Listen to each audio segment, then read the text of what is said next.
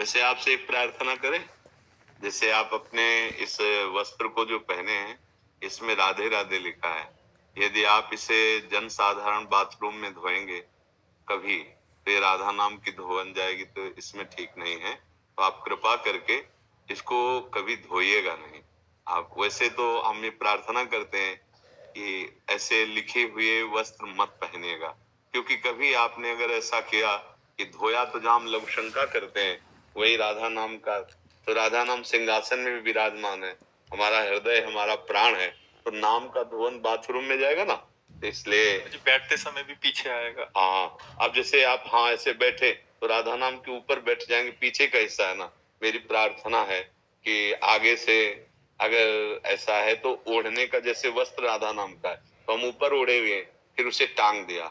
अगर कभी धोना पड़े ना तो हम तो कहेंगे यही सलाह की यमुना जी में वृंदावन में धोए, नहीं तो राधा नाम है, अगर जन साधारण के पैर के नीचे भी पड़ा तो ठीक है। एक बार क्या हुआ, राधा बाबा को जानते हो, गीता वाटिका में नाम सुना होगा, तो वहां घनश्याम दास ठाकुर जी वृंदावन के थे, तो वहां ऐसे ऐसे रज में लिख दिया ऐसे राधा। बाबा जब वहां से निकले तो देखा उनका किसने लिखा, जमीन पे किसी का पैर पड़ जाएगा, बोले ठाकुर जी ने लिखा।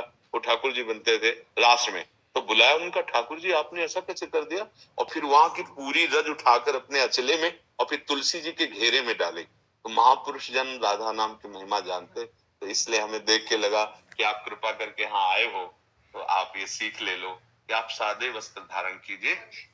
हाँ, ऐसा मतलब किसी भी नाम पे, जैसे हाँ, कोई राम नाम या कृष्ण नाम हरि नाम जो भी है ना, अगर हम दुपट्टे में है तो चलेगा, दुपट्टा ओढ़ लिया ना, फिर उसे सम्मान से टांग दिया, लेकिन हम उसे बाथरूम में नहीं धोएंगे, क्योंकि नाम विराजमान है। हम जितना नाम का आदर करेंगे उतना ही नाम हम पर कृपा। हमारे से एक और इसमें आजकल ठाकुर जी राधा कृष्ण की छवियों वाली टी शर्ट आदि भी डालते हैं लोग, उसको भी सेम विधान वैसे हम भावते ही करेंगे कि जैसे हम छवि को भी तो सिंहासन में विराजमान करते हैं। हम मान लो राधा कृष्ण जी की छवि बनी है और हम उसे ऐसे धोएं तो नाम और रूप तो बात एक ही हो गई ना।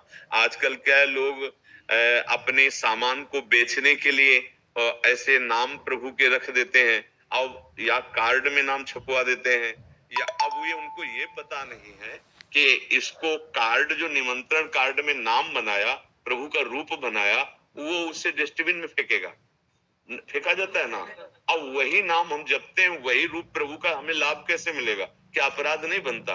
अब ये लोग नहीं जानते हैं, तो आप कृपा करके आए तो इसलिए आपसे कह रहे हैं। एक और अभी हमने यहाँ से कोई हमें एक टी शर्ट दिखा रहा था जिसमें गुरुजनों की आपकी छवि इधर डाली हुई और सभी डाल के घूम रहे हैं, महाराज जी वो भी ठीक नहीं है। हाँ, अब जो हम अपने गुरु जी की छवि सिंहासन में विराजमान किए हैं वही छवि तो हम बनवाएंगे ना।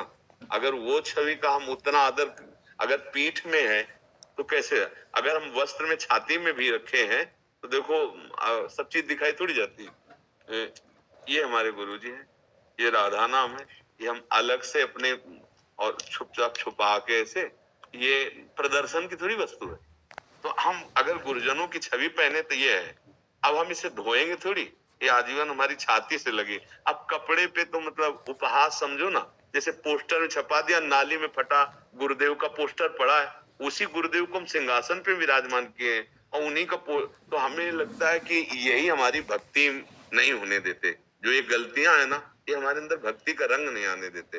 तो ये सब आपकी आपकी जैसे भावना देखी ना, तो इसलिए हमें मन आया कि चूड़ी तो भी राधे राधे वो भी पहने हैं या नहीं। अब अगर आप सोच गए हैं तो फिर अब देखो, अब जैसे मेहंदी लगवाई और उसमें आपने राधा नाम या श्याम सुंदर बनवा लिए, या ऐसे नहीं करना चाहिए। जैसे आपके हाथ है, अब आप प्रातः कालीन अपनी नित्य क्रिया करते हैं तो फिर दोनों हाथ, अब उसी में नाम लिखा हुआ है, तो यही बुद्धि को भ्रष्ट कर देते हैं, लोग समझ नहीं पाते। तो सत्संग के द्वारा इसी का सुधार किया जाता है, तो आप इस पर ध्यान दे दीजिए।